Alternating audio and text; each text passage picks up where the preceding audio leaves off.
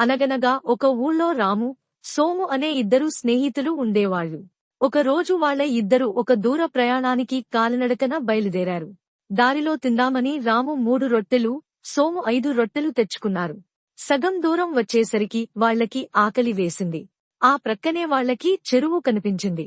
ఇద్దరు చెరువు ఒడ్డున రొట్టెలు తిందామని కూర్చున్నారు.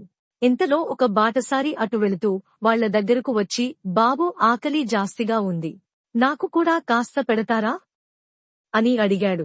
బాటసారిని చూసేసరికి ఇద్దరికీ జాలి కలిగింది.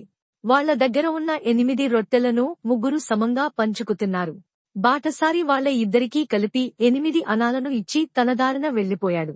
అప్పుడు సోము అన్నాడు, రాము, నావి 5 రొట్టెలు కనుక నేను 5 అనాలు తీసుకుంటాను. నీవి 3 రొట్టెలు కనుక 3 అనాలు తీసుకో. రాము ఒప్పుకోలేదు. అదేం కుదరదు. ఇద్దరం చేరి సగం పంచుకోవాలి అన్నాడు. ఇందుకు సోము ఒప్పుకోలేదు. అందువల్ల ఇద్దరూ తగవులాడసాగారు. ఇంతలో ఒక ముసలివాడు పోతూ వాళ్ల పోట్లాట చూచి దగ్గరకు వచ్చాడు. రాము, సోము వాళ్ల పోట్లాటకు కారణం చెప్పారు. అప్పుడు ముసలివాడు, మీరు నేను చెప్పినట్లు చేస్తారా?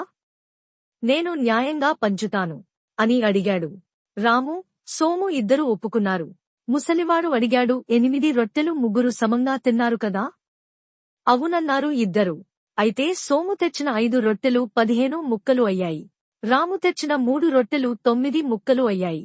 సోము తన 15 ముక్కలలో తాను 8 తిని 7 బాటసారికి ఇచ్చాడన్నమాట. అందుకని సోముకు 7 అనాలు వస్తాయి. రాము తన 9 ముక్కలలో తాను 8 తిని 1 ముక్క బాటసారికి ఇచ్చాడన్నమాట. అందుకని రాముకి 1 అనా వస్తుంది అని ముసలివాడు తీర్పు ఇచ్చాడు. ఆ తీర్పు విని రాము తన తెలివి తక్కువ తనానికి సిగ్గుపడ్డాడు.